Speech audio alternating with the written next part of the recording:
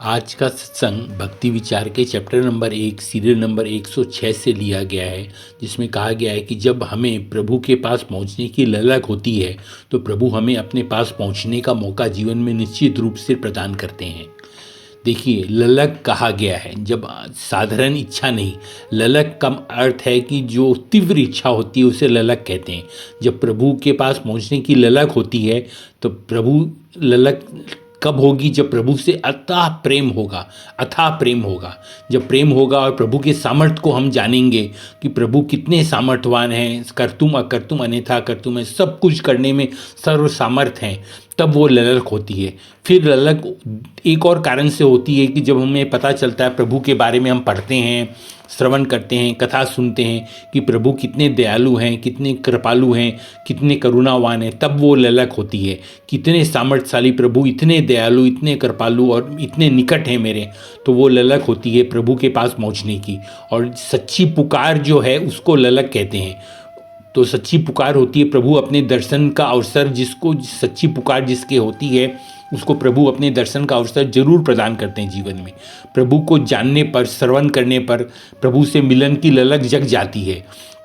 जब हम प्रभु के बारे में श्रवण करते हैं, प्रभु के बारे में श्री लीलाएँ, श्री चरित्र पढ़ते हैं तो मिलन की ललक जगती है और तड़प हमारे भीतर जन्म लेती है। तड़प से ललक बनती है और वो हमें प्रभु तक पहुंचा देती है। ललक है तो प्रभु के बारे में बार बार सुनने का हमारा मन करता है, बार बार प्रभु के दर्शन करने का मन करता है और प्रभु बार बार मौका देते हैं अपना अनुभव करवाने का। अपनी अनुभूति देकर प्रभु बार बार हमें वो मौका देते हैं। तो ललक किन में थी? देखिए, अपने अगर उदाहरण स्वरूप लें, प्रहलाद जी में ललक थी, असुर कुल में पैदा हुए, फिर भी प्रभु को पाने की ललक थी, तो प्रभु ने कितनी बार उनको उनकी रक्षा करी और लास्ट में अंत में उन्हें दर्शन दिया, उनको अपनी गोदी में बैठाया, अपने लाड किया उनका। ध्रुव जी को ललक थी तो 6 महीने के अंदर, 5 वर्ष की आयु में 6 महीने के अंदर उन्होंने प्रभु की प्राप्ति कर ली। गजेंद्र जी विपदा में फंस गए थे, उनको ललक थी प्रभु मेरी रक्षा करेंगे, तो प्रभु तुरंत आए, नंगे पैर दौड़ते हुए आए और चक्रराज जी को भेजकर ग्रह का सिर काटा और गजेंद्र जी को मुक्त किया। कलयुग का उदाहरण लें तो मीराबाई को ललक थी।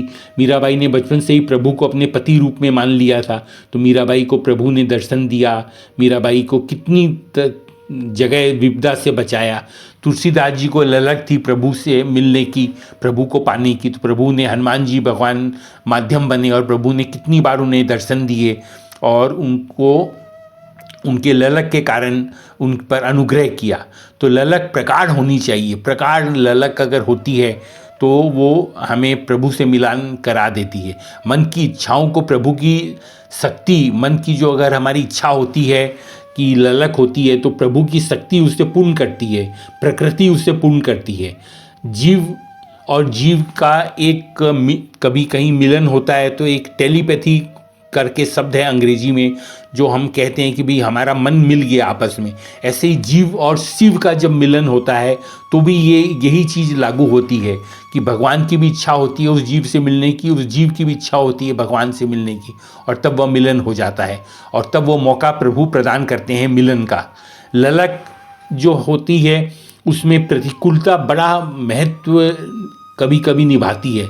ललक अपने आप उत्पन्न नहीं होती, कभी कोई प्रतिकूल परिस्थिति में हम होते हैं, प्रभु को पुकारते हैं, सब तरह से आश्रय हमारे छूट जाते हैं, धन बल, तप बल, बाहुबल, सब कुछ हमारा खत्म हो जाता है और प्रतिकूलता हमको घेरे रहती है, तो हम प्रभु को पुकारते हैं, प्रभु हमारी मदद करते हैं, तो वो ललक बनती है।